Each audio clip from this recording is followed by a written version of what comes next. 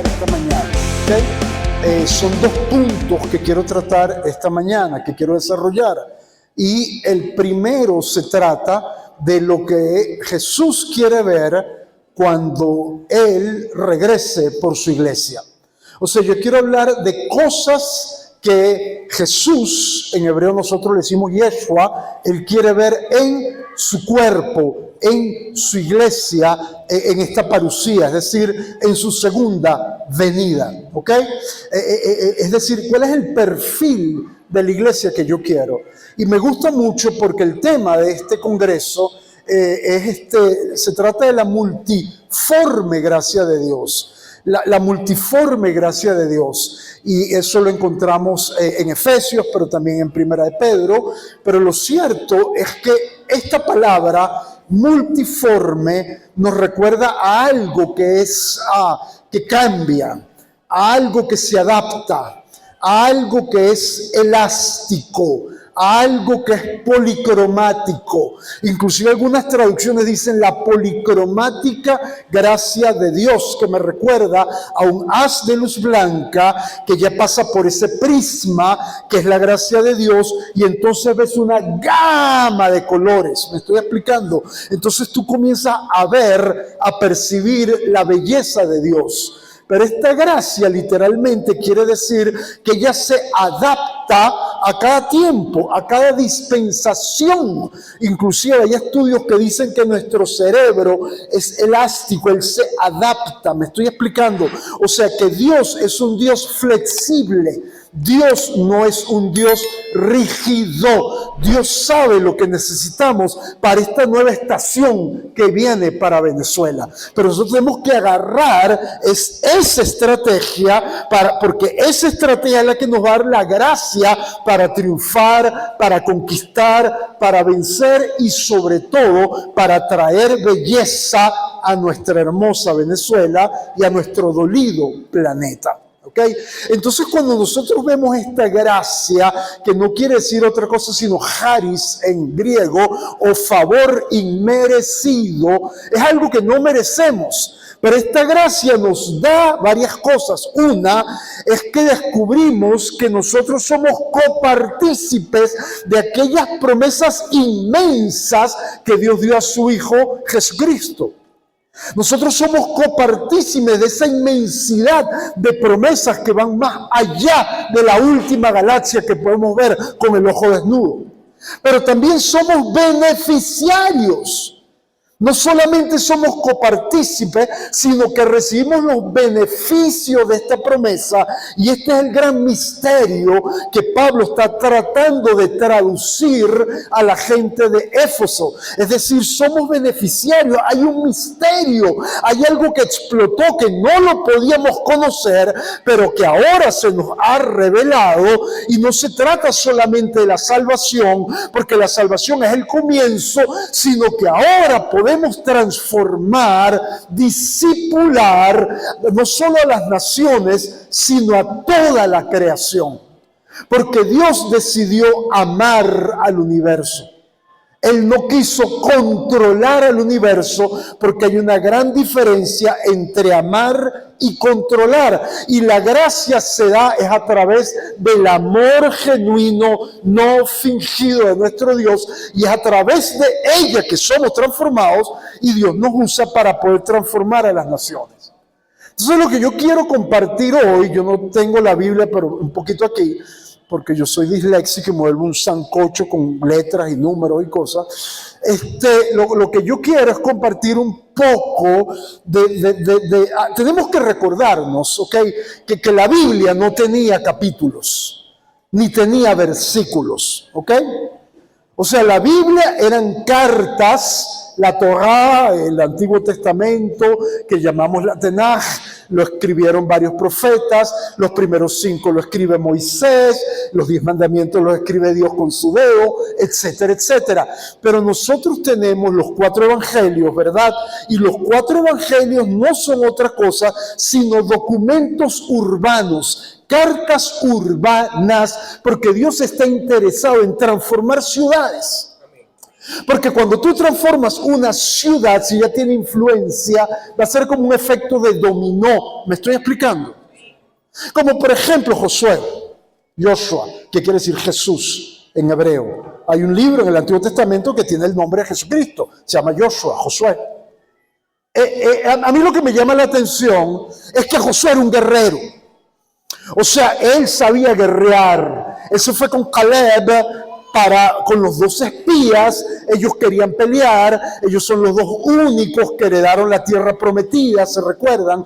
Y Joshua y Moisés creía que tenía una herencia biológica y no la tuvo. Cuando el Señor reparte las tierras, bendice a las familias, bendice a los hijos. A Moisés no bendice a sus hijos. Y Moisés se queda mal. ¿Y qué pasó? ¿Dónde está mi herencia? Porque le das herencia a todo el mundo. ¿Dónde está la mía? El Señor se lo lleva por una montaña y le dice: esta es tu herencia. Tu herencia no es biológica, tu herencia es espiritual. Tu herencia se llama Yeshua, tu herencia se llama Jesús, tu herencia es Josué. Él es el que va a tomar el liderazgo.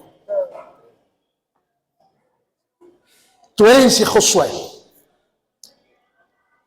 Tu hijo espiritual es tu herencia. ¿Cómo tú te vas a multiplicar? Allí está tu herencia. Y Josué, que era tremendo guerrero, que cuando él hereda la tierra prometida, la tierra de Canaán, tenía 83 años. Y Caleb, inclusive, que tenía 85, subió un monte y dijo: dame la tierra más difícil, porque tengo las mismas fuerzas como cuando tenía 40 y pico de años. Y esa tiene que ser nuestra visión, porque la gracia se adapta para esta dispensación. Entonces yo declaro: yo no soy viejo y mi visión no es jubilarme, mi visión no es retirarme, mi visión es: dame la montaña más difícil, porque esa yo la voy a conquistar. Y Yeshua la conquistó. Él dijo: dame el Calvario, que es lo más difícil. Dame la montaña más difícil, porque eso es lo que yo le pido a los que asisten a este congreso, que esa sea la visión de ustedes. Dame lo más difícil, que yo lo voy a transformar para tu gloria. Pero cuando Josué, él va a tomar Jericó, se dice en hebreo, cuando él quiere tomar esta ciudad, resulta que el tipo es un tipo de guerra, ¿se recuerdan? Y ya pasó el rollo de Rahab, la prostituta, la meretriz, la ramera. Pero de repente Josué, ¿entiendes? Él va para allá y se le aparece un ángel. Y cuando sale el ángel, Josué se quita la espada, la desenvaina y le dice: ¿tú estás con nosotros o con nuestros enemigos? Él era un hombre de guerra. ¿Entiendes? Este es el origen del ejército de Israel. El origen, el génesis del Mossad con los espías. Y agarra y pone la espada y le dice: ¿estás con nosotros? ¿Estás con nuestros enemigos? ¿Y qué le responde el ángel? No estoy ni contigo ni con tus enemigos. Yo estoy con Dios. En hebreo se dice Hashem. Yo estoy con Dios.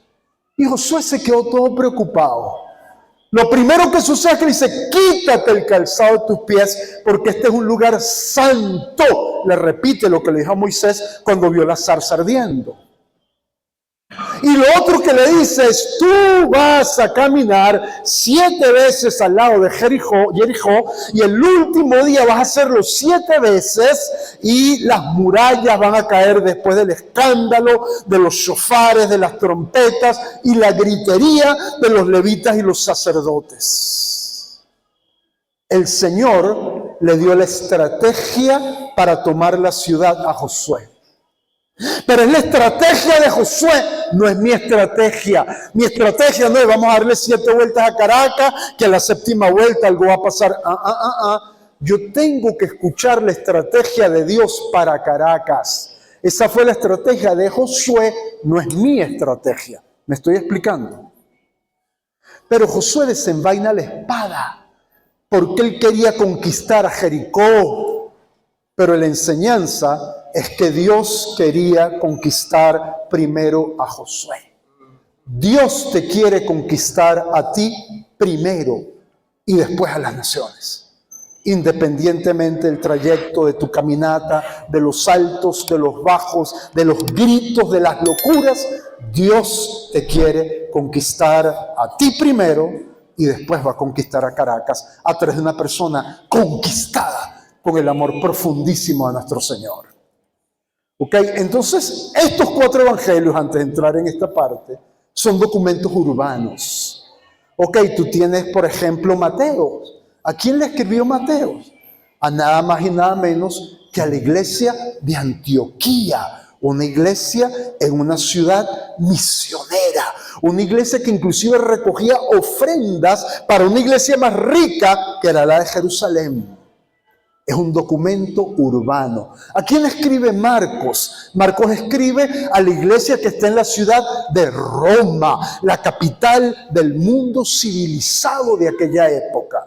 ¿A quién le escribe Juan? A la gente de Éfeso, de donde sale el versículo lema de esto, donde Juan inclusive comienza una universidad para capacitar a misioneros que fueron desde Éfeso a todas las naciones. Éfeso, una ciudad donde se adoraba a Artemisa, donde se adoraba a Diana, donde había inclusive prostitución religiosa institucionalizada. Era una especie de Nueva York, una especie de Ámsterdam, y allí se establece la primera escuela formal que educó y capacitó a misioneros en la historia de la iglesia. Y después tenemos el Evangelio según San Lucas, y Lucas se le escribe a su amigo Teófilo, y Teófilo era el líder de 10 ciudades que llamábamos Decápolis. Es decir, los Evangelios y las epístolas son documentos urbanos porque Dios quiere que veamos nuestras ciudades con sus ojos y las tomemos para Dios. ¿Dónde viven los haitianos? ¿Dónde viven los franceses? ¿Dónde? Porque en mi urbanización tenemos 12 familias judías. ¿Dónde viven? ¿En qué casa? ¿Dónde viven los colombianos? Los de Guyana, que los escuchamos hablando en inglés. En mi urbanización vive un señor también de Taiwán, vive una señora francesa. ¿Entiendes? Y tú empiezas a descubrir dónde hay camas en hospitales, donde no hay, quienes tienen Biblia. Por ejemplo, una comunidad ¿cómo se llama? Guajira, o ¿cómo se dice? Guayú, allá en la Cota 905, pero ellos no tienen allí la Biblia en su propio idioma allá. Entonces tú empiezas a ver la ciudad de manera estratégica para con alianzas poderla tomar y poder que ella se convierta en una nueva Jerusalén, porque esa es la meta. La meta es que nosotros podamos copiar la nueva Jerusalén, ¿ok? Entonces lo que yo quiero compartir hoy es simplemente una caminata que tuvo Jesús, porque Jesús enseñaba en las bodas, en los funerales, Él enseñaba, ustedes ven, Él enseñaba en las bodas, en los funerales, en los campamentos. Su educación frontal, como la que estoy haciendo ahora, formal, la usó solo 2 veces, porque Él impartía el Evangelio. Y el Evangelio no es otra cosa sino la comunicación de vida, de las buenas nuevas. Entonces Jesús, como yo no me sé la Biblia de memoria, porque como les decía, eran libros escritos a personas, escritos a ciudades, que después los sistematizaron en una ciudad que se llama Westminster, en Inglaterra, y pusieron los capítulos, versículos que conoces hoy en día. Hablo del Nuevo Testamento. Pero eso antes no existía, ellos no eran locos. Mateo va a escribir capítulo 1, versículo 4. No, hay que estar loco para escribir así, ¿entiendes? Eso fue alguien que lo organizó para nuestros amigos que son sistemáticos, que necesitan ese tipo de organización. Juan, ¿cómo es que se llama? De tal manera amó Dios al mundo. ¿Juan qué? Se lo saben y todo en memoria. Gracias a los numeritos eso, yo no. A mí me raspan siempre en eso. Pero lo cierto es que en la parte última del capítulo 23, todo el capítulo 24 y capítulo 25 del Evangelio, según San Mateo, se cuenta esta historia que quiero contar. Es decir, comienza el final de un capítulo, pero en realidad es el principio de la historia. ¿Me están siguiendo? Ok. Número 2, Jesús no pensaba por su cultura de manera dicotomista. Jesús no pensaba 1, 2, 3. Jesús pensaba 1, 100, 20, 2, 50, porque él era alguien del Medio Oriente. Si yo le pregunto a Dailín, ¿quién es tu prójimo? A lo mejor tú dices, el Señor es mi prójimo, porque quiere decir el que está más próximo de ti. Y alguien le pregunta a Jesús, ¿quién es tu prójimo? Y Jesús debería haber dicho, aquel que está allá, pero él dice, ¿quién es tu prójimo? Oh, y hacía mucho tiempo en el desierto de Judea iba bajando un levita con cara de conflay. Cuando va bajando el levita se encuentra otro cara de conflay que lo habían caído a palos y estaba herido allá al lado del camino. Y él dice, yo estoy en los negocios del Señor, no tengo tiempo para ayudarlo. Y de repente llega otro, un sacerdote que se dice Cohen, un sumo sacerdote con toda su parafernalia, ve al muchacho y dice, ay, pobrecito, voy a orar por él.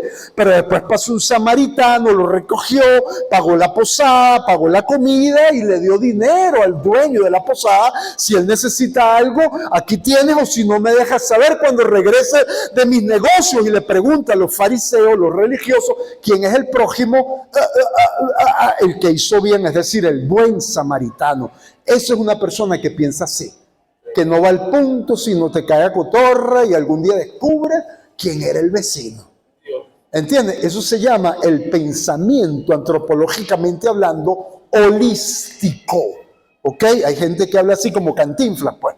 ¿Entiendes? Tú dices, oye, ¿qué está tratando de decir? Hay otros que te dicen, el blanco es blanco, el negro es negro, vamos por allá. Oye, el blanco es bonito, pero parece que es una mezcla con gris perla, y yo veo como sombras azulitas, y ves el resplandor y las estrellas. No, chicos, es blanco y negro, ¿entiendes? O sea, Dios nos hizo diferentes porque Él no quiere que seamos clones. Entonces, Él comienza su mensaje caminando en las afueras de Jerusalén, que se dice Jerusalén en hebreo, que quiere decir una ciudad que tiene dos paz, dos shalom, paces, una con el hombre y otra con Dios, y te forma la cruz. Eso quiere decir Jerusalén, Jerusalén, que yo tengo paz con mi prójimo, horizontal, y que yo tengo paz con Dios, vertical. Y cuando están caminando hacia la ciudad de Jerusalén o de Jerusalén, él dice, tú ves ese templo, y él apunta el domo, el gran domo de la roca. Yo te voy a decir algo, no va a quedar allí piedra sobre piedra. Y los discípulos se asustaban porque Jesús está usando para los maestros lo más importante en la pedagogía, que es tener la curiosidad del educando.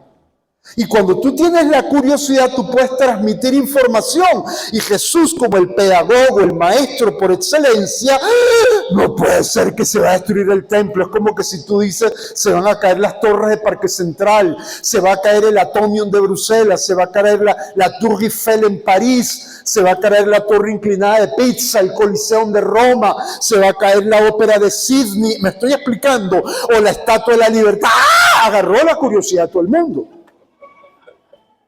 Y claro, para los discípulos, si se iba a caer ese domo, cuyo oro se veía a kilómetros, millas, leguas de distancia, porque encandilaban a los caminantes, porque era todo oro martillado, de pura orfebrería.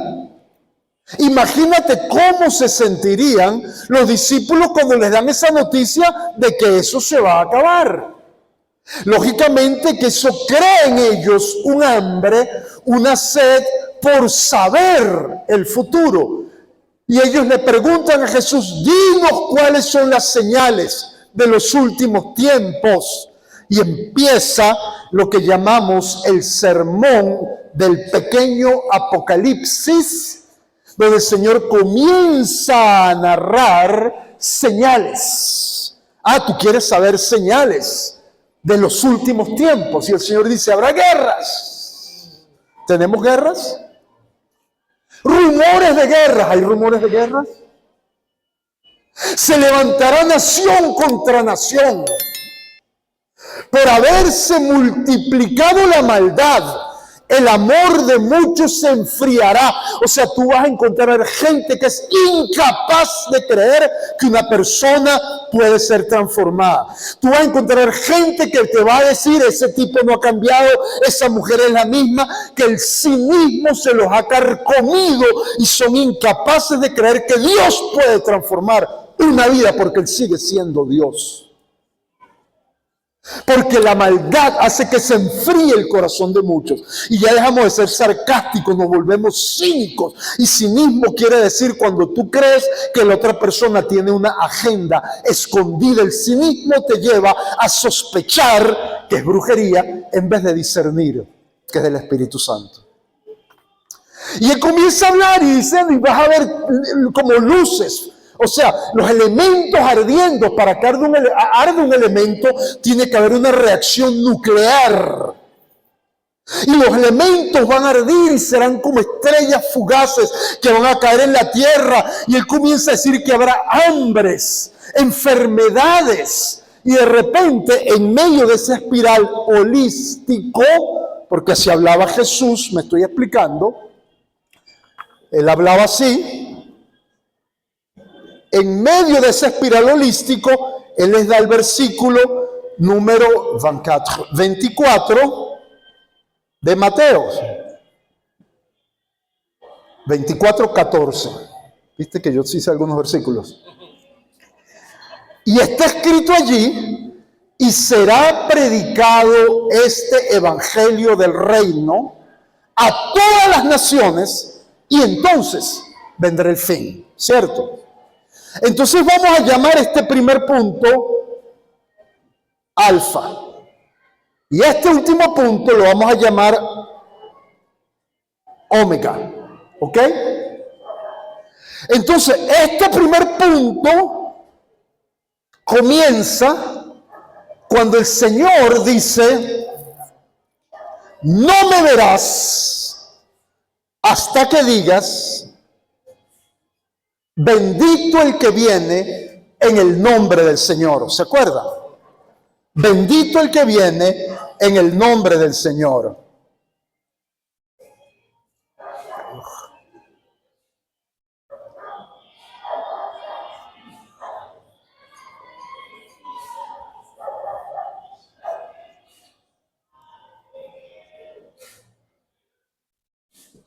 Baruch Hashem Adonai, bendito el que viene en el nombre del Señor. Y entonces el Señor comienza aquí con un alfa, y como ya yo les dije, culturalmente, Él habla en manera de espiral, ¿ok? Entonces aquí vamos a poner guerras. Guerras. Aquí vamos a poner frío, se enfriará el amor de muchos. Aquí vamos a poner terremotos.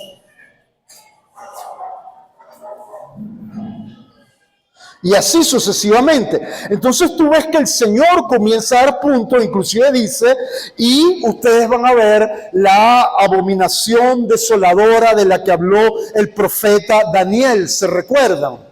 Y resulta que cuando llega Tito, ¿entiendes? Cuando él llega allá en el año más o menos 70 después de Cristo, cuando él llega a Jerusalén, ellos toman el templo, ¿ok? Ellos sacrifican cerdos en el lugar santísimo, lo mismo que hizo Antíoco Epifanio, ¿ok? Ellos convierten en prostíbulos los cuartos de los sacerdotes, los judíos salen corriendo, las mujeres se me recordaban que Jesús había dicho, ojalá que tu vida no sea el sábado en Shabbat, se fueron a la montaña, se escaparon y a las mujeres las cortaban aquí por el estómago porque se había corrido el rumor de que ellas se habían comido con pan las joyas, los diamantes, etcétera, para después evacuarlos como se hizo en el Holocausto para poderse llevar algo, o como se hizo en la Inquisición cuando corríamos de Andalucía porque nos perseguían por ser judíos. Y eso sucedió. Inclusive no quedó piedra sobre piedra porque el oro derretido con grandes palancas reventaban los romanos todas las piedras del domo más bello del Medio Oriente y no quedó absolutamente nada. Pero en este desorden de señales está esta que está acá. Y será predicado este evangelio del reino a todas las naciones, para testimonio a todas las naciones, y entonces vendrá el fin. Pero mi pregunta es, ¿qué quiere decir evangelio? Evangelio quiere decir buenas nuevas, ¿cierto? Es algo transformador, es algo que puede transformar mi ciudad, es algo que puede transformar mi comunidad, ¿cierto? Entonces nosotros vemos que el Señor literalmente está diciendo, yo quiero que este mensaje transformador sea compartido. Pero compartir quiere decir comunicar. ¿Y cómo comunicamos? Porque es la comunicación de las buenas nuevas. Eso es evangelización. Y tú comunicas a través de la proclamación, vamos a llamarlo querigma. Tú comunicas a través de la persuasión, como Pablo, estoy persuadiéndolos, decía él. O tú comunicas a través de la presencia. La presencia es decir que tu vida es leída. Tú tienes un estilo de vida que otros leen. Tu vida comunica el evangelio. Erasmo de Rotterdam dijo, tus palabras, tus hechos, hablan tan alto que no me dejan escuchar lo que estás diciendo. Porque nuestras acciones hablan muchísimo, ¿ok?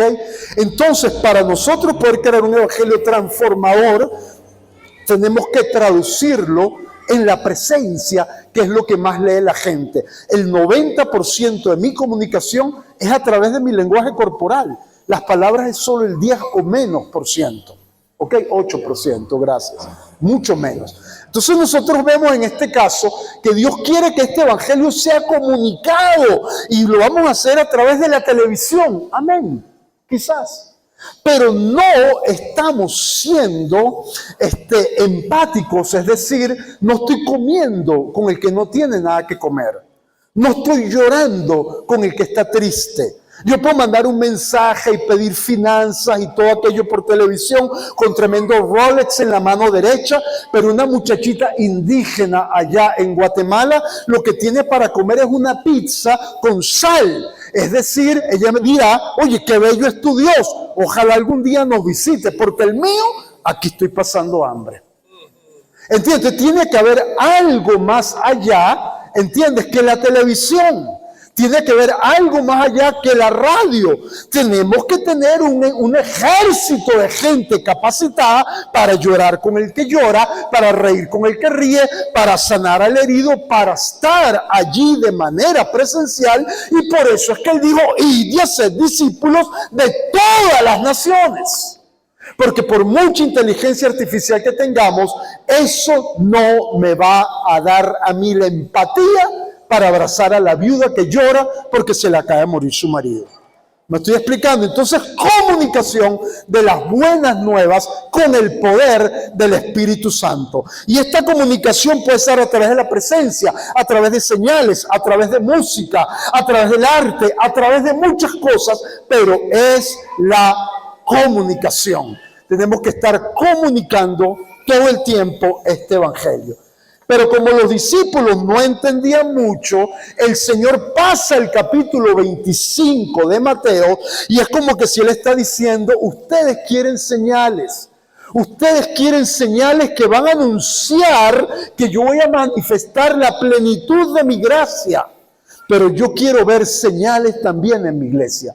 Porque todas las relaciones son recíprocas, no es solo de un lado. Y el Señor le cuenta a ellos 3 parábolas. La parábola del siervo fiel, la parábola de las 10 vírgenes y número 3, la parábola de los talentos. ¿Se recuerdan? El Señor les cuenta estas 3 parábolas a los discípulos después de esto, ¿ok? Y la primera parábola tiene que ver con el siervo fiel. Y el Señor habla de un siervo que fue fiel, que fue un buen mayordomo, ¿se recuerdan? Pero se trata del ministerio de la misericordia.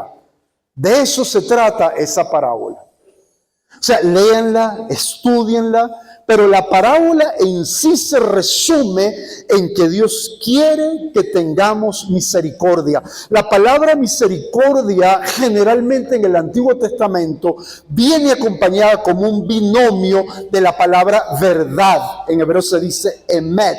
Verdad y misericordia es lo que yo quiero.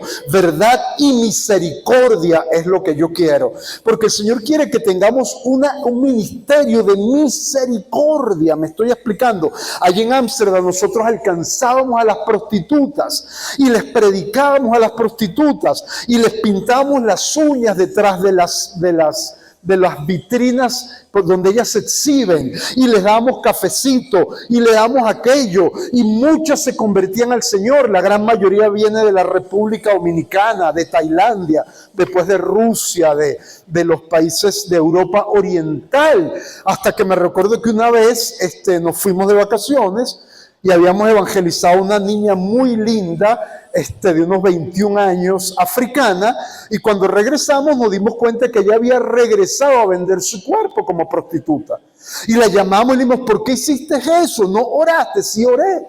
¿No fuiste a la iglesia? Sí, estaba visitando la iglesia del pastor Marcos, la iglesia brasilera que tú nos recomendaste. ¿Ayunaste? Sí, ayuné. Te parabas a las 5 de la mañana a orar, a las 5 de la mañana me paraba a orar. ¿Pero por qué regresaste a ser prostituta? Porque me llamaron los de la mafia y me dijeron, si no regresas vamos a hacer algo, pero yo ayuné. Y allá en África comenzaron a torturar a mi hermano menor. Y después, ¿qué pasó? Pero yo seguí firme y seguí fiel.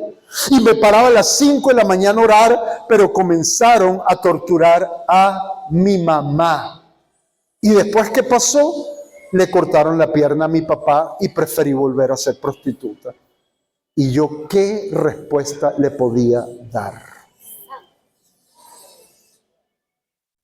Llega un tipo que se llama David Batson, que escribió un libro que se llama Not for Sale, no se vende, que estaba en CNN, que ha hecho cosas increíbles en cuanto a la justicia para parar la trata de blancas, el tráfico, ¿verdad? A la esclavitud sexual.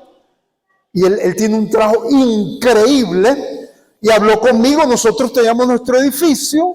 Nosotros teníamos todo pago, chévere. Nuestras misioneras, incluyendo una venezolana, iban con las prostitutas, se hacían amiguitas y todo chévere, pero no pasaba nada.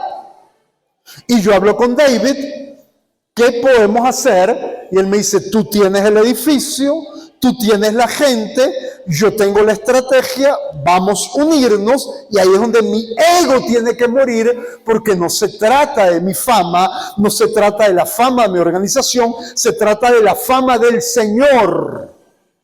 Y los invitamos y le dimos nuestro edificio.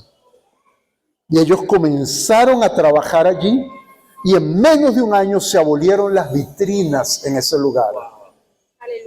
Se creó un restaurante donde ex prostitutas son las que sirven, porque ellos hicieron cursos de artes culinarios, donde una vez al mes se hacen galas, donde se presentan proyectos millonarios y la gente va y da dinero para que esos proyectos se realicen, para rescatar mujeres en la China, en la India, para hacer más restaurantes, telares, cosas, zapatos. Y eso explotó y la gloria y la honra es para él. Pero tenemos que entender que misericordia quiere decir que yo tengo que morir a mi ego, aunque a mí no me den los aplausos. Se trata de que el Señor tiene que reinar allí y eso es lo más importante.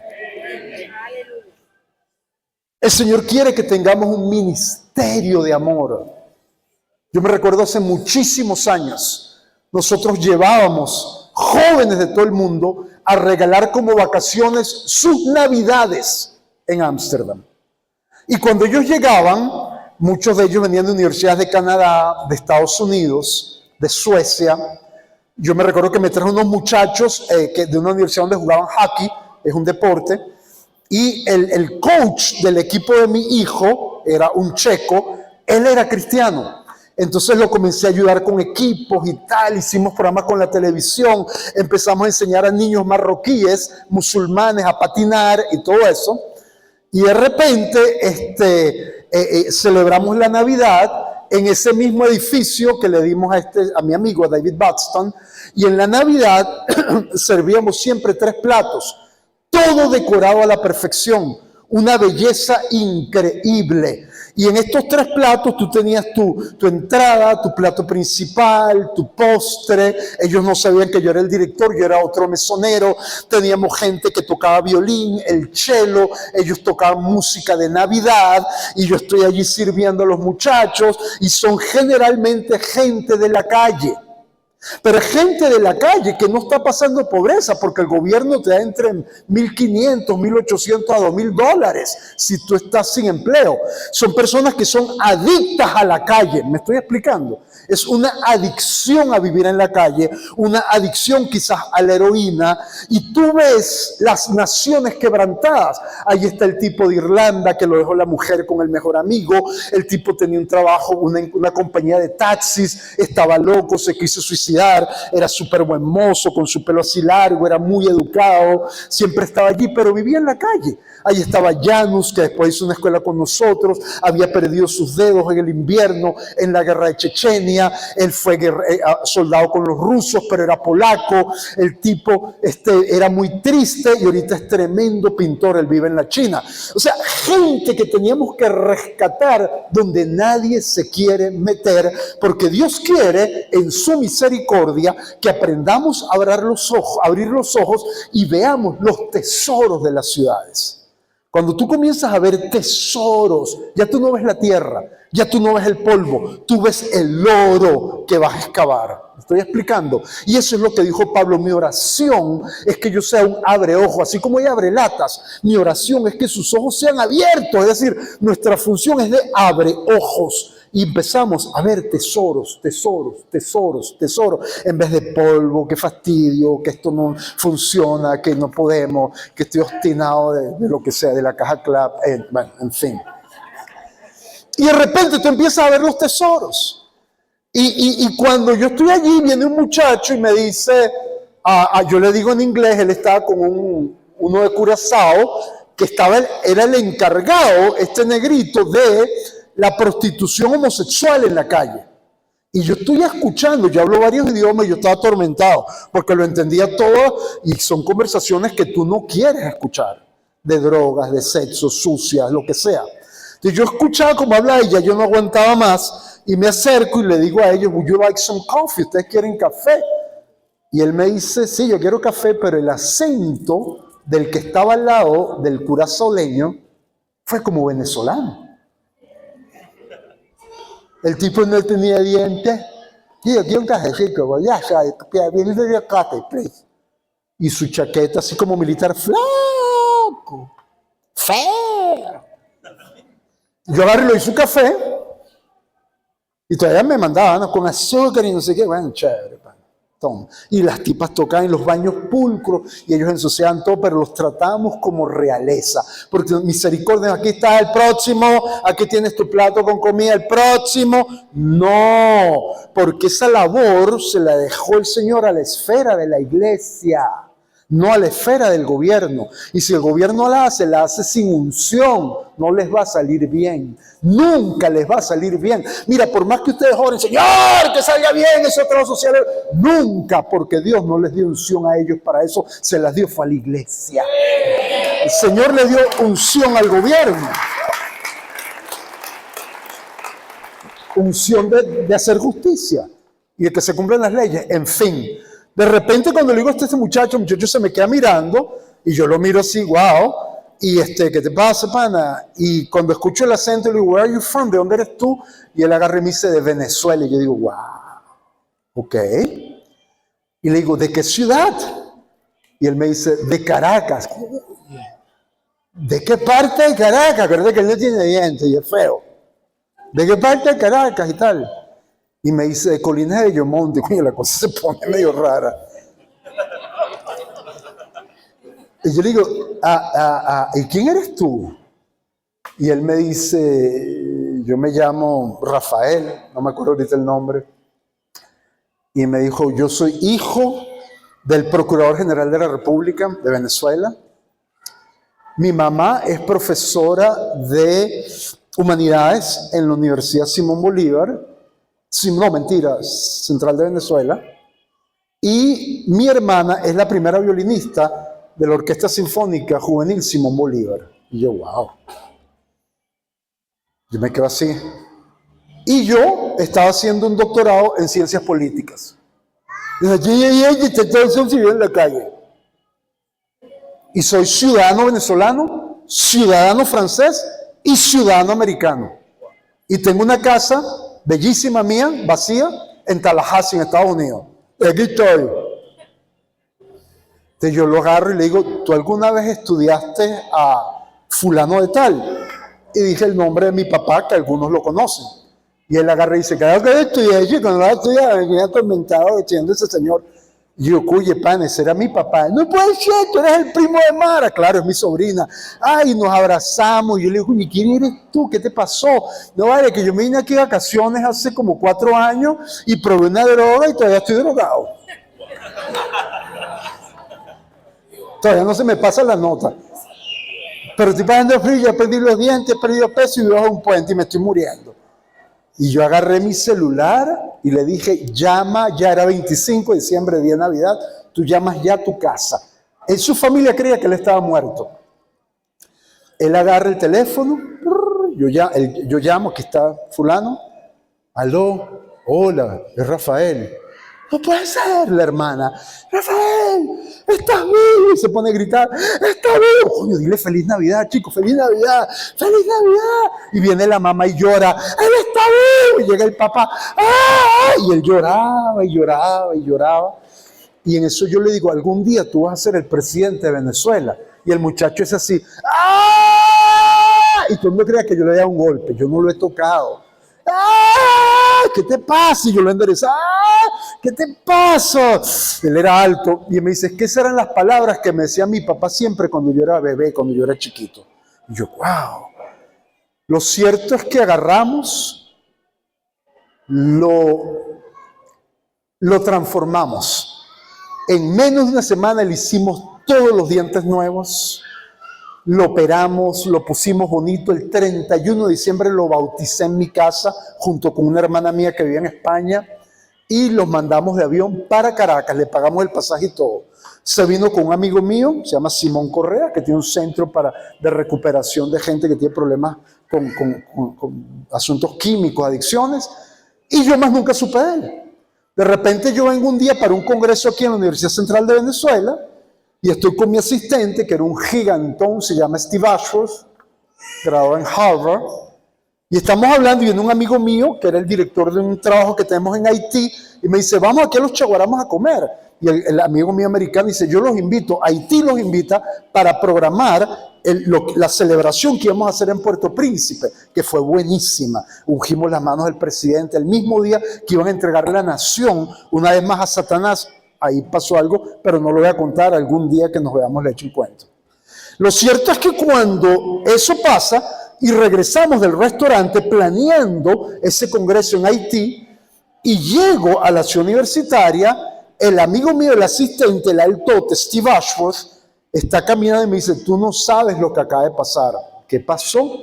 Yo sentí cuando estaba orando ponerme la aloha. Aloha es la camisita hawaiana, ¿ok? Que se ponen los surfistas, lo que sea. Yo le regalé una a él en un viaje que hicimos a Jamaica. Él fue conmigo y yo se la regalé. Feísima, chillona, amarilla, pero él se la puso. Y él era de 2 metros de alto, ¿ok? Y con una camisa hawaiana. Y los patotas así como tribilín, ¿me estoy explicando? Y siempre con sus blue jeans brincapozos, al tote, en la Universidad Central de Venezuela. Si tú te quedas aquí, te van a meter un tiro o te van a secuestrar. Pues tienes la propia pinta gringo, imperialista, todo lo que tú quieras. Y él se quedó allí porque Dios le dijo, y dice que se le sentó al lado un muchacho catire con los pelos así como rasta. como Bob Marley. Y se le sienta al lado y el muchacho le dice, oye, qué linda tu camisa, chico. Y él dice, ¿te gusta? Sí, vale, en inglés. Oye, sí, tal, ¿y cómo te llamas tú, fulano y tal? Y se ponen a hablar. ¿Y dónde vives tú? Yo vivo aquí en Caracas. ¿Y tú? No, yo soy americano, pero vivo en Ámsterdam. Y entonces el muchacho de los pelos así rubios le dice, spreek je Nederlands, hoe gaat het met jou? Le habló en holandés. ¿Tú hablas holandés? ¿Qué? ¿Tú hablas holandés? Y él le dice, sí, yo viví en Holanda, pero un muchacho que se llama Armando me rescató. Y él le dice, ¿tú eres Rafael? Sí, no puede ser. Y nos lo llevamos al auditorio de arquitectura donde tuvimos la clausura, oramos por él, lloramos por él y él nos dijo, estoy sano, me consagré al Señor y estoy en mi último semestre para graduarme de doctor en ciencias políticas. Me voy para Europa y regreso porque algún día yo quiero ser parte de la transformación de Venezuela. Eso se llama tener misericordia. Dios viene por una iglesia que tiene misericordia. Que no se trata de tu ego, sino se trata del ego de Dios. Es Dios el que va a brillar. La segunda cosa que él cuenta es la parábola de las 10 vírgenes. ¿Se recuerdan? Y eran 10 vírgenes que estaban con sus lámparas con aceite y habían 10 que no tenían aceite y ellas van para allá y el novio se demora y cuando el novio llega, que dice, dame un poquito de aceite, no anda a comprarlo, fueron corriendo a comprarlo, pero cuando regresan ya se cerró la puerta para entrar a la fiesta, ¿se recuerdan? Pero para entender esto tenemos que descubrir que las bodas judías eran muy largas. Ok, en aquel tiempo, una boda judía podía demorar hasta 10 días. ¿Te recuerdas del festín, de la fiesta que dio el rey Asuero con la reina, se recuerdan? Vashti, etcétera, ¿no? En el libro creo que es de Esther. O sea, eran banquetes que duraban días. Y eso es lo que sucede en este caso. Ellos agarran y van a una fiesta judía, pero la fiesta comienza con que nadie sabe a qué hora llega el novio. En Venezuela es al revés. En Venezuela la novia es la que llega más tarde, ¿cierto? La novia siempre se da su bomba y llega más tarde, ¿verdad? Pero en la cultura judía nosotros nos echamos la bomba y ella llega. Y el novio, Maranata, ven señora, ¿a qué hora llega? ¿Me explico? ¿Entiendes? Entonces están todos ahí esperando a la novia, pero hay una fiesta. ¿Entiendes? Hay una rumbita. Habana, Guila, tú estás contento y tal y aquello. Y era una señal de respeto que tú trajeses ya tu lámpara encendida. Me explico, si habías sido invitado. Entonces estas personas estaban preparadas, ellas llevaron su lámpara, comienza la boda, ellos hacían unas cosas locas que hoy en día no se hacen, gracias a Dios, y es que van a una cuestión que se llama el tálamo, la muchacha se acuesta con el esposo, ellos no están mirando, no sé qué estarán haciendo, y de repente él sale con un trapo y dice, ella sí era virgen, y llega el rabino y se asoma en un balcón, ella era virgen, y todo el mundo, y la rumba sigue, ¿entiendes? Ay, pero si no es virgen la zampablera que se arma, yo no quiero ni saber, ¿entiendes? Pero esa era la boda. O sea, lo que yo te quiero decir es que las 10 vírgenes que no están preparados se perdieron todo. Se perdieron el show, se perdieron la antepared, o sea, se perdieron todo. Y la pregunta es, ¿y por qué se lo perdieron? ¿Por qué? ¿Por qué? Simple y llanamente porque ellas no conocían al novio. Porque Dios viene por una iglesia que lo conoce. Dios quiere que tú lo conozcas, que tú sabes me está hablando, que tú sientes me está exhortando, que tú sabes está llorando conmigo, que tú sabes me está sanando, que tú sabes está sacando, pero tú tienes que saber, conocer, discernir a tu Dios. Cuando mi hija Rivka, ella iba en la bicicleta y se perdía, ella me llamaba a mi celular y no me decía, ay de mí, miserable de mí, pedazo de gusanito pusilámine de Rivka que no merece hablar contigo porque soy peor que una hormiga. Oh, no merezco vivir. No, eso lo dicen los locos como Jacob. Yo, gusano de Jacob, me dice, tú eres el gusano, yo no soy gusano de Armando. Mi hija me llama y me dice, hola papá, hola hija, ¿cómo está? Ay, estoy perdida, mira mi amor, ¿dónde está? Ay, no sé, estoy al frente del fondo del parque. Vete derecho, pasas el parque, vas a ver una estación de British Petroleum, le das a la izquierda la Plaza Surinam, ya de ahí tú conoces. Ah, ok, chao, bye, chao, y ya. Ella no anda, oh, gracias, gracias.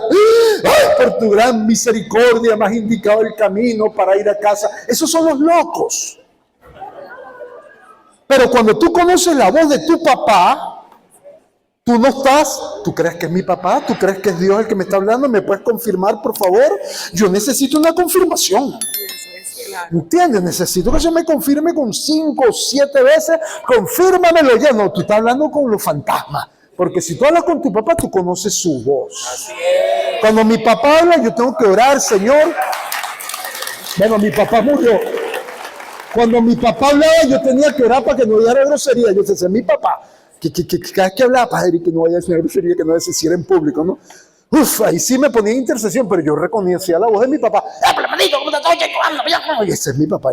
Yo no estoy confirma, ya me sentía la ansiedad, el corazón, el estar apurado. Ya entiendes, mi papá. Él no me transmitía paz, sino ansiedad. ¡Dale, apúrate! ¡Ya, muy rápido! Se acaba el mundo. Así era mi papá. Yo no tenía que ya decirle a pastor, confírmeme por el poder, profetiza de las profetesas. ¿Será que este es Dios? No, vale. Tú conoces, Dios quiere que tú lo conozcas. Y ellos no entendieron, estas 10 vírgenes, que la única razón por la cual Jesús no ha vuelto, la única razón por la cual el novio llega tarde, es porque Él no quiere que nadie se pierda la boda. La única razón por la cual no hemos sido levantados, dice Pedro en una de sus epístolas universales, es porque Él no quiere que nadie perezca, sino que todos procedan al arrepentimiento. Y si tú lo entiendes, tú tienes toda una vida santa, una vida diáfana, una vida recta, una vida con golpes, una vida con luchas, una vida con pérdidas, pero una vida con esa gracia que es flexible, que es elástica y te da la fuerza para conquistar lo que es tuyo aquí en este momento y que le da gloria y honra a Él.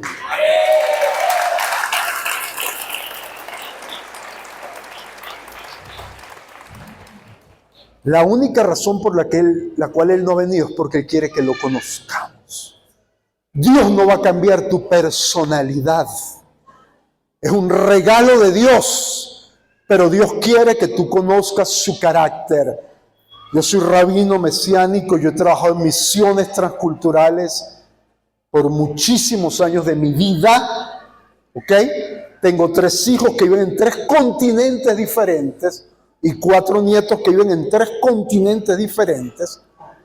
Lo que yo te quiero decir es que la razón de fracaso en las misiones no es la falta de finanzas, sino la falta de carácter. Y tú puedes, Dios te da la personalidad que Él te dio.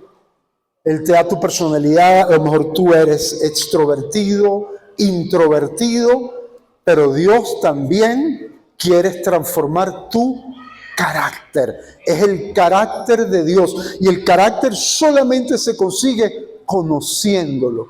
Conocer a Dios para hacerlo conocido. Yo no puedo dar a conocer aquello que yo no conozco. Es imposible. Es imposible conocer a Dios.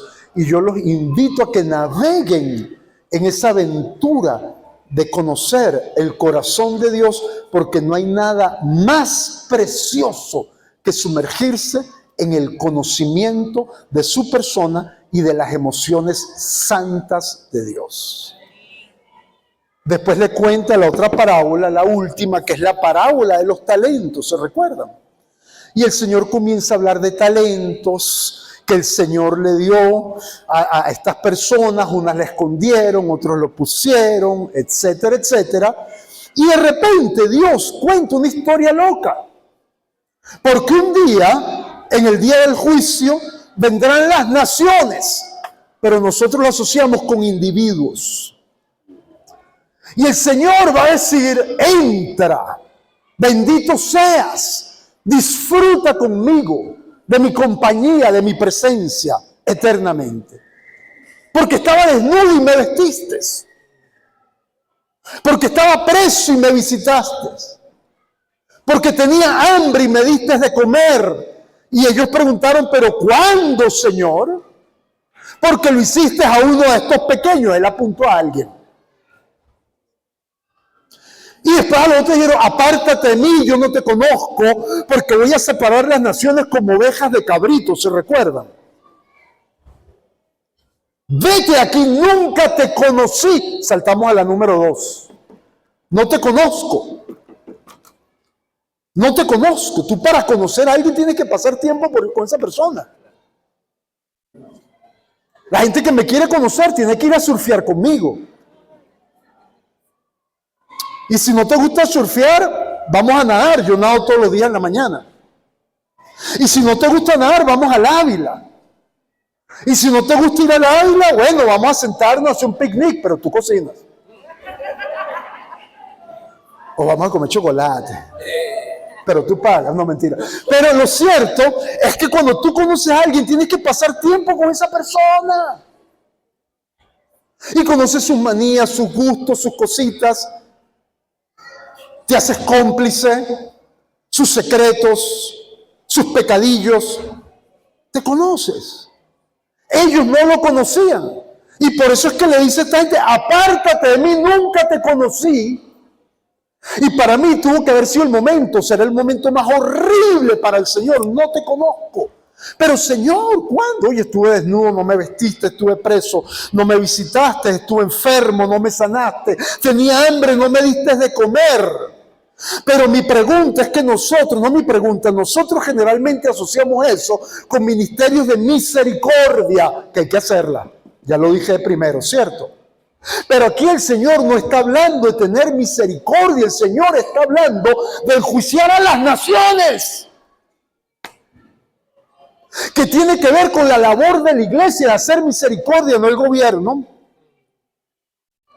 Porque es la iglesia la que tiene que manifestar esa gracia, no el gobierno. Y de repente dice aquí,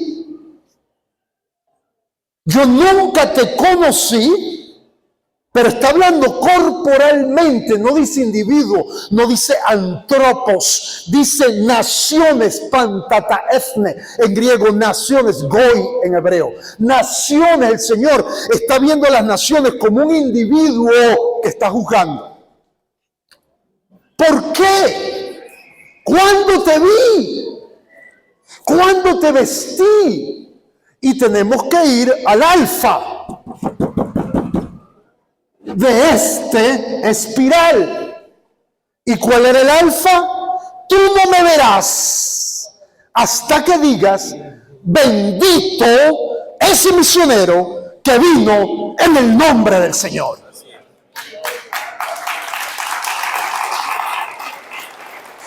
Y termina Omega, Jesús diciéndole, pero cuando te mandé ese misionero, tú no lo vestiste, no le diste de comer, no lo abrigaste. Y ahí sí tiene sentido el mensaje. Las naciones serán juzgadas de la manera como tratan a los siervos que Dios les envió. ¿Me estoy explicando? Y ahí entendemos el enigma de las tres parábolas y la necesidad de los discípulos, que ellos pertenecen a estos benditos. Eran los apóstoles, que quiere decir en latín misionero, ¿cierto? Los enviados, los que representaban a él. ¿Ok? Ellos querían señales, danos señales. El templo se va a caer. ¿Por qué no va a caer piedra sobre piedra? Y habrá guerras, rumores de guerra, el amor de muchos se enfriará. La maldad se multiplicará. La abominación desoladora de la que habló el profeta Daniel, Tito, Antíoco Epifanio de Macedonia. Todo eso va a suceder, pero Mateo 24:14, en medio de esa cuestión cultural, será predicado este evangelio a todas las naciones y veremos el Omega. Pero este evangelio, para que sea predicado, tenemos muchísimas lenguas aún sin la Biblia. Y tenemos que erradicar la pobreza bíblica ahora. La necesidad es inmensa. Yo recuerdo una vez que estaba en la China caminando y me metí por al frente ¿de dónde? ¿De qué ciudad era esta? De Hong Kong. Entré a la China continental, me voy a comprarme unos palos de golf y todo es pirateado y barato. De repente una china me agarra con dos tipos y me meten por un lugar, unos huecos, y vendían plumas, relojes, lo que sea. Y yo, por fastidiar, digo, ¿conoces a Jesucristo? En inglés, y me mira, no, ¿conoces a Cristo? Nada. Jesús, nada. Oh, yeah, Jesus. En la televisión, en las películas dicen Jesus Christ. Creía que era como una expresión. Y le digo, ¿conoces a Coca-Cola? Claro, y corrió y me trajo una Coca-Cola, pero no conocía a Jesús. Una vez estoy en Anjuba Beach, una playa en la India, con mi equipo de israelitas que estábamos predicando a judíos allá, y plantamos una iglesia allá entre israelitas, y cuando estamos caminando en la noche me voy a orar por la arena, y tengo que terminar para el parte, no alcanzo. Voy caminando y de repente me encuentro con una señora de la India, así en las rocas, viendo el horizonte. Y yo le hablo de Dios, ella habla un poquito de inglés, y le hablo de Jesús, y me mira y me dice, y él se va a llevar a mis hijos, porque hubo un señor Tomás que se llevó a mi hijo y a mi hija para venderlos para prostitución infantil. Y yo me quedé así callado, digo, no, este Jesús no va a tocar a tus hijos, él los va a proteger. Este Jesús te los va a cuidar. Este Jesús te ama. Este Jesús, y empiezo a hablar. Y aquella señora tan humilde me miraba. Y el agua se comenzaba a levantar en la roca. Parecía como la sirenita, pero de la India. Y a mí me dieron ganas de llorar porque ella agarra y me dice, dígale a ese Señor Jesús que hoy a las 9 de la noche lo espero en la casa, que voy a cocinar para él y para mis hijos. Se paró y se fue. Y yo me quedé así. Yo hasta ahora creo que ahí se le habrá aparecido un señor que se llamaba Jesús. En el nombre, porque ¿qué más voy a hacer? ¿Entiendes? Lo que yo te quiero decir es que hay lugares en el mundo donde ni de nombre lo conocen. Aquí en Venezuela, en Caracas, te ponen una cruz por las Navidades en el Cerro del Ávila. Aquí tenemos noción de que es una Navidad, de quién es Jesús. Pero hay lugares donde su nombre nunca se ha escuchado. Y por eso el Señor dice, ¿tú quieres ver señales? Esto es lo que yo quiero ver en el perfil de mi iglesia. Yo voy a pasar al segundo tema, pero si tomamos unos 3 minutos para preguntas y respuestas, si alguien tiene alguna pregunta o algo, y voy a pasar al segundo tema. Para eso sí voy a necesitar la presentación. Kaylin, y ahí sí me voy para arriba. Lo que yo quiero hablar ahora, pasa que yo soy una persona muy práctica, pero a mí me parece que es importante que podamos entender esto, porque es algo que estamos planeando hacer, construir, inclusive para Venezuela, ¿ok? Ya existe en varios países, existe en Holanda, en la India, casi queríamos hacerlo en el Océano Índico, pero lo quiero ver aquí en Venezuela, y se llama el Tabernáculo de las Naciones, ¿ok? Que es un centro de adoración, de intercesión 24/7, pero de manera multicultural, ¿ok? Nosotros compramos un edificio en Holanda, comenzamos eso allí, igual en la India, lo quiero hacer aquí en Venezuela, pero quiero darle a ustedes un poquito de la importancia de la base bíblica que tiene que ver con la adoración, ¿ok? No, exacto. Nosotros vemos, ¿verdad?, que en Éxodos, entre los capítulos 30 al 33, se nos habla de los ingredientes que Dios les dio a Moshe Rabbeinu, es decir, a Moisés, para la adoración del tabernáculo, ¿ok? Y yo recuerdo que una vez yo estaba en Seattle, una ciudad de los Estados Unidos, me fui a una reserva indígena y compré un tipí, que es como la tienda de los indígenas del norte de América, con un incienso de cedro. Entonces yo lo prendí y mientras olía el incienso comencé a meditar en esta enseñanza. O sea, yo quería sentirla. Pero el incienso fue muy usado en la antigüedad, fue muy buscado, porque lo usaban todas las religiones para la adoración. ¿Ok? El incienso también se usaba para dar aroma al ambiente. El incienso también se usaba para las fiestas, para funerales. Y mientras más plata tenía, más incienso dabas. Es como una película, no sé si la vieron, brasilera muy vieja, ganó un premio de Cannes, que se llama Orfeo Negro. Y en esa película, tú te das cuenta cómo el carioca, el original de Río de Janeiro, bota la casa por la ventana ahorrando y ahorrando y ahorrando para gastar todo el dinero en disfraces y en alcohol en 3 días de carnaval. Así era el incienso.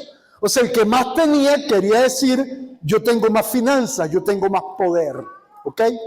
Y entonces nosotros vemos que el Señor le dice a Moisés que busque un incienso particular y esto tiene que ver con adoración. La próxima diapositiva, por favor. Esto ya lo hablé, gracias. Y dice así en Éxodo 30, 34 y 38. O sea, 30, versículos 34 al 38. Y harás de ello un perfume según el arte del perfumador, bien mezclado, puro y santo, y molerás parte de él en polvo fino y lo pondrás delante del testimonio en el tabernáculo de reunión donde yo me mostraré a ti. Os será cosa santísima como este incienso que harás, no os haréis otro según su composición, te será cosa sagrada para Jehová. Cualquiera que hiciere otro para olerlo, será cortado de entre su pueblo. La próxima diapositiva. Y este incienso, ¿verdad? Era un incienso que tenía que ser puro. Ese incienso tenía diferentes componentes. Entre los componentes tenemos el incienso puro, tenemos la uña aromática, tenemos el gálbano. Y en el incienso puro nosotros vemos que el incienso puro tiene una flor blanca que se da en la India. Pero el de la Israel, que también se da, tiene una flor roja. Pero el Señor en la traducción en hebreo dice, yo quiero el incienso de la India. ¿Me estoy explicando? Yo no quiero la matica que está allá en Israel. Yo quiero que tú viajes, que tú discutas con mercaderes, que tú te relaciones con otras naciones para traer un ingrediente obligatorio al santo incienso. Yo no quiero que me vayas a hacer trampa, porque si haces algo que yo no dije, serás cortado de mi pueblo. De hecho, 2 hijos de Aarón fueron cortados porque quemaron incienso extraño. ¿Se recuerdan? La próxima slide, por favor. Y esas especies aromáticas, entre ellas, una de las especies aromáticas era el nardo. ¿Se recuerdan del nardo? Era un perfume increíble que solamente se da en el Nepal. Y eso es lo que derrama María de Betania en su jarra de alabastro. ¿Se recuerdan? El costo de la jarra de esta joven huérfana era aproximadamente de unos 100,000 o $150,000 hoy. Eso era su herencia. La herencia del otro huérfano, Lázaro, es que el Señor lo resucitó, mejor que ni se queje. Y la herencia de la hermana Marta era una casa, es lo que nos dice la Biblia. Pero ella tenía esa herencia, es decir, sus padres le dejaron $150,000, ella llega y lo revienta a los pies de Cristo. ¡Wow! Se llena todo de perfume y, oye, qué mal negocio, dice Judas, porque es un platal, se lo hubieran dado a los pobres. Y el Señor dice, lo que ella hizo se tiene que contar en todo el mundo. Y mi pregunta es, ¿por qué hay que contarlo en todo el mundo? Porque ella entendió totalmente que ella podía derramar su vida estaba segura en los pies de Jesús, y ella hizo una adoración exuberante. No me interesa lo que los otros piensen, yo quiero derramar todo lo que yo tengo a los pies del Señor. Y eso, por eso, donde quiera que ustedes vayan, tienen que contar esta historia, muy interesante. Después, un poquito más antes, para atrás, por favor. Tenemos entre otros el sándalo, que era una de mis especies favoritas. Es una madera. Cuando yo era jovencito y vivía aquí en Venezuela, era mi perfume favorito, el sándalo. Cuando fui a la India me obstiné de sándalo, pero es un perfume muy fuerte. Y de sándalos eran las columnas de madera del templo.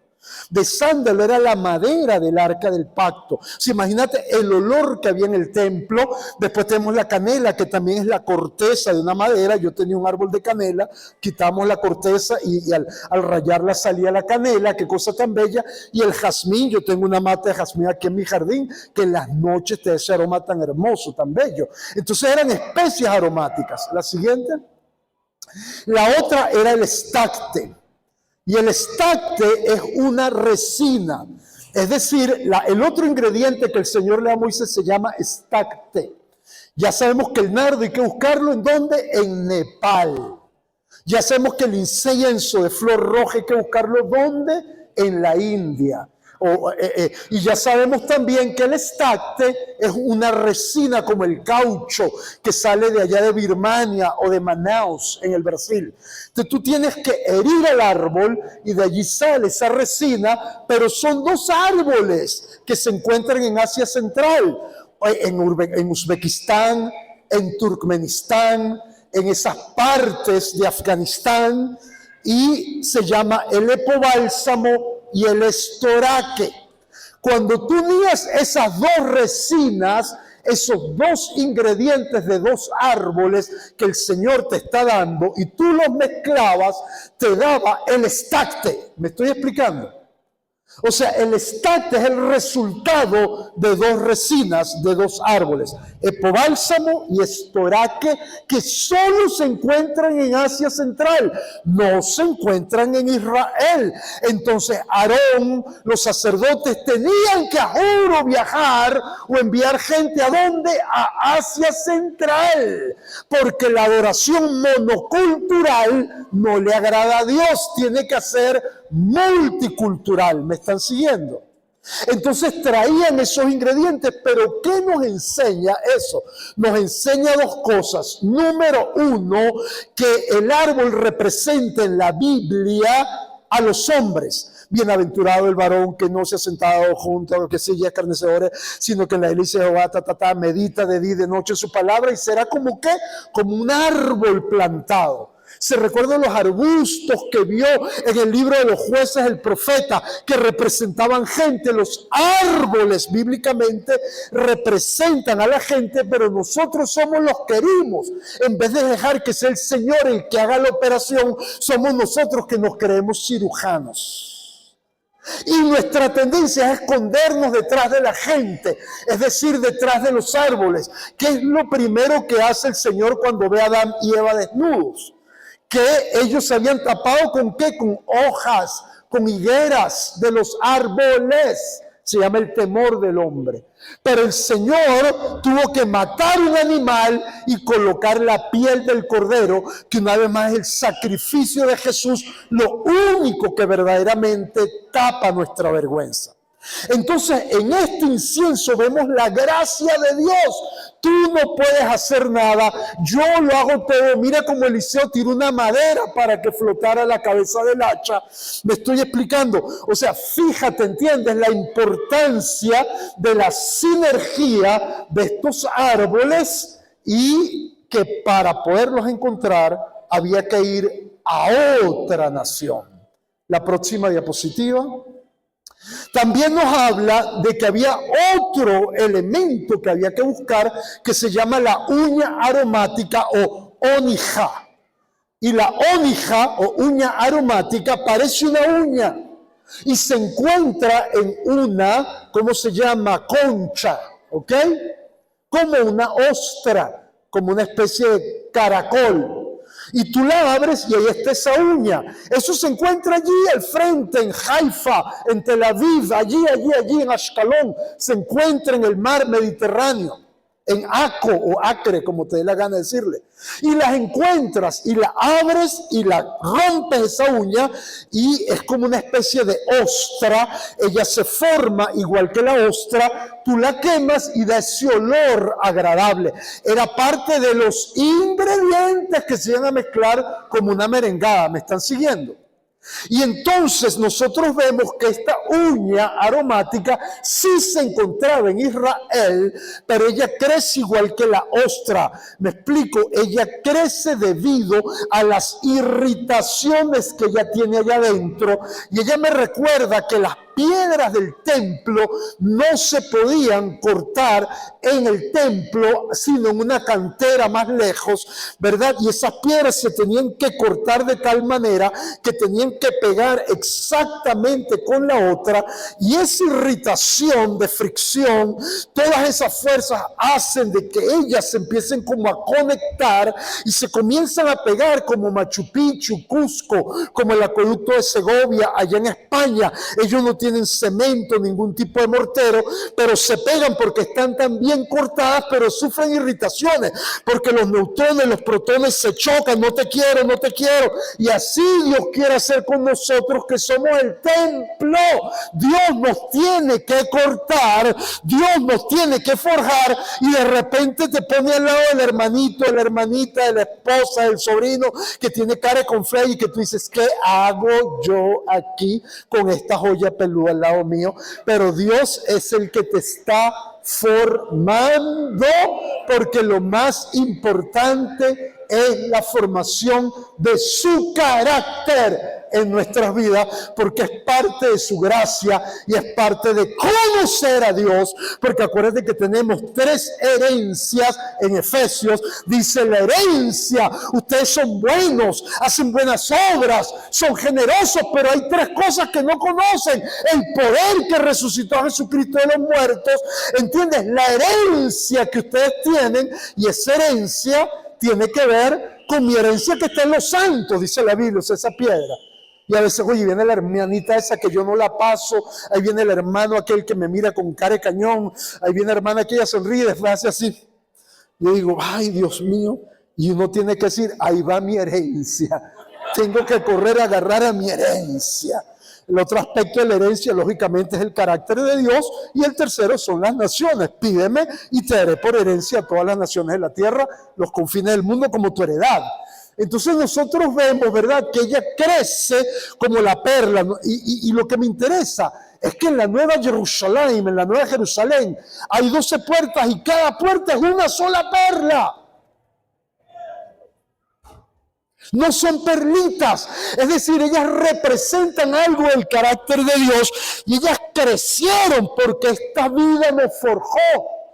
Ellas crecieron porque su carácter se perfeccionó a través de los altos, de los bajos, de las pérdidas, de las ganancias, de las victorias, de la derrota. Aquí estamos y Jesucristo sigue siendo el Señor y Él no ha cambiado. Y si yo todavía respiro es porque Él me ama. Y ahora entiendo a Karl Barth, el gran teólogo suizo, que antes de morir, después de haber tratado de inventar la teología sistemática, dijo como Arquímedes: ¡Eureka! ¡Lo encontré! ¡Ahora lo entiendo! Cristo me ama, bien lo sé, porque la Biblia lo dice así: los pequeñitos son de Él. Y cantó esa canción: Jesus loves you, yes I know, for the Bible, Cristo te ama, bien lo sé, los niñitos son... Esa fue su última declaración. La gran revelación de Él es: Cristo me ama. ¿Entiendes? Él lo tuvo que entender. Pero cuando tú recibes esto, te das cuenta que ese crecimiento fue parte de un sufrimiento, pero como Él le dijo a Felipe, la semilla tiene que morir para germinar. Y morimos muchas veces en esta vida. muchas áreas de nosotros mueren en nuestra vida para que ese árbol pueda florecer. Y entonces nosotros vemos que esto me recuerda lógicamente al rugido del león de la tribu de Judá. ¿Por qué?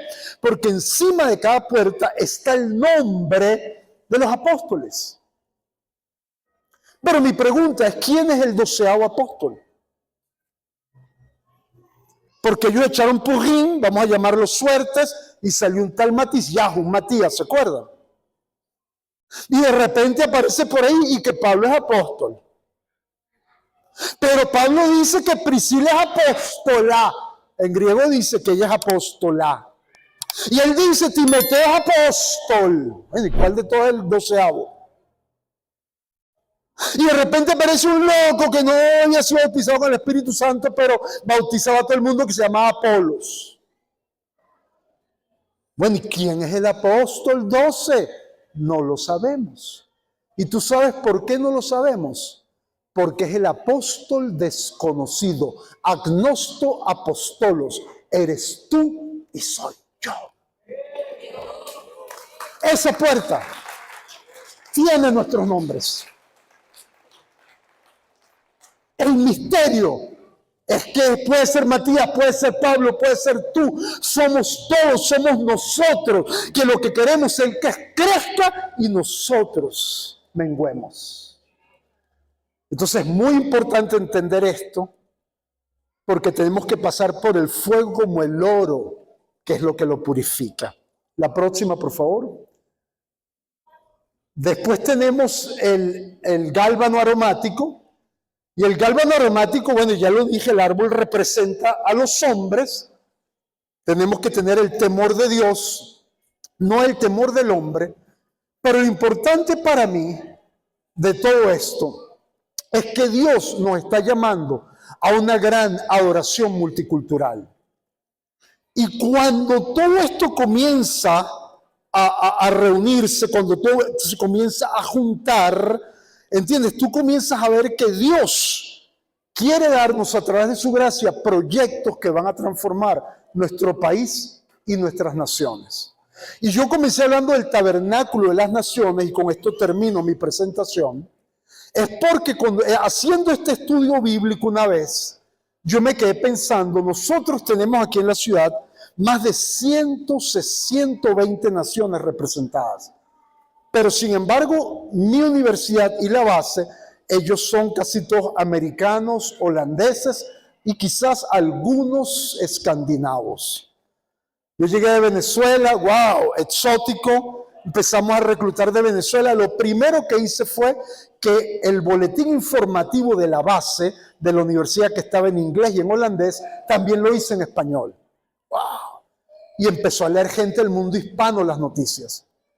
De repente el Señor me habló a mí y a un amigo mío en Sudáfrica y creamos un movimiento que se llama De las Naciones para las Naciones.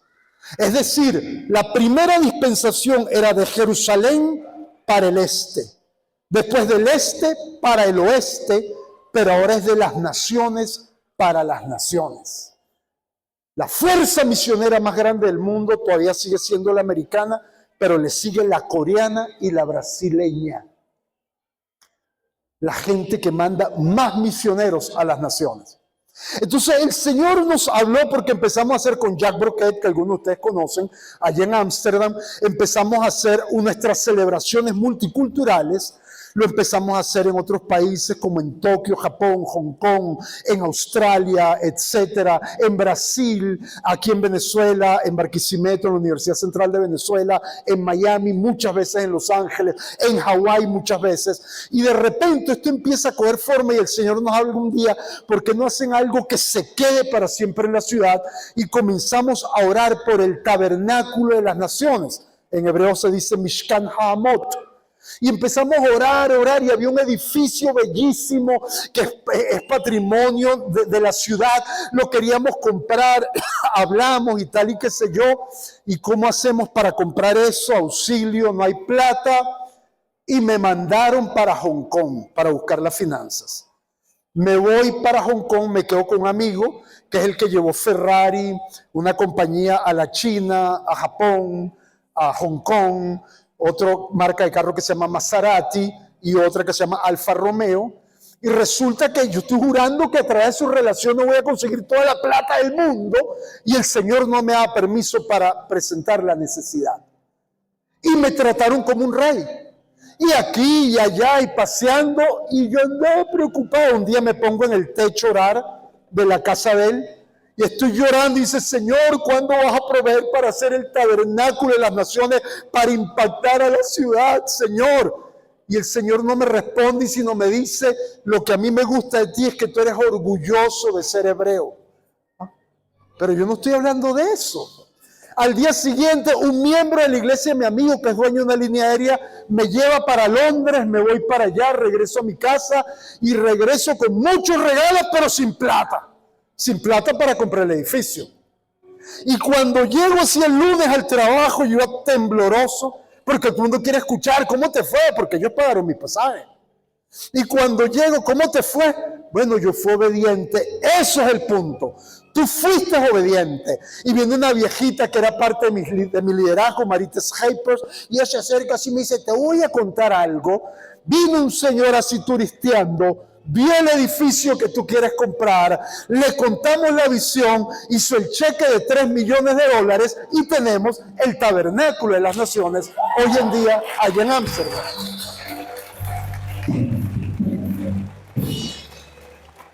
Pero el punto es la visión, porque la idea es que eso pudo haber sido mío. Y el Señor le dijo: no es tuyo, es del cuerpo de Cristo. Y se lo ofrecimos a los estudiantes de universidades cristianos holandeses que se llaman Los Navegantes, esa organización, a la iglesia congolesa africana de Ámsterdam, a las iglesias brasileras, a las iglesias dominicanas, a las iglesias afganas, a la iglesia del exilio perseguida iraní, persa, a la iglesia israelita mesiánica, y ellos iban y nos íbamos turnando los horarios y se adoraba al Señor, los quechuas ecuatorianos con sus flautas, sus quenas, los africanos, los neozelandeses, y se volvió literalmente el cielo en la tierra. Y yo descubrí que un día, cuando yo vaya al cielo, uno de mis privilegios es que voy a poder adorar con hermanos que he conocido de otros países. Y cuando vea, por ejemplo, a los venezolanos adorando, yo voy a correr y yo voy a decir: yo soy venezolano, gloria a Dios, bendito el Señor, vamos a cantar lo que sea, para Cristo, yo te amo, no sé, pero yo soy venezolano. A mí me hizo el Ávila, La Palma, las playas, el Caribe, mi Amazonas, la brisa. Pero de repente voy a escuchar a los hebreos y digo: pero yo soy judío y no es mi culpa, menos que venga Drácula y me chupe toda la sangre. Yo soy hebreo y me voy con ellos y voy a cantar: Todah Haba Adonai Eloheinu melech haolam, ata el melech hamlachim, ata el melech bekol goim, ani oheb otech Adonai, ani oheb otech emet, emet, emet, Adoni shmani. Porque tú eres mi padre. Y de repente yo voy a ver a los franceses y yo digo: viví 10 años en un departamento francés, hago francés, trabajé con ellos traduciendo la Biblia a idiomas autóctonos de las islas, y voy a correr y decir: merci Señor, car tú es mon Dieu, tú es le roi des rois, tú es le roi lion, tú es le Dieu qui a changé toute l'humanité pour toujours. Car je t'aime beaucoup, parce qu'un jour, quand j'étais personne, tu as changé toute ma vie pour toujours. Merci encore une fois, Seigneur. Y de repente veo a los holandeses y digo: oye, mis hijos hablan holandés entre ellos. Ese es el idioma que tuve que aprender casi obligado para poder hacer brillar lo poco que Dios me dio en Amsterdam.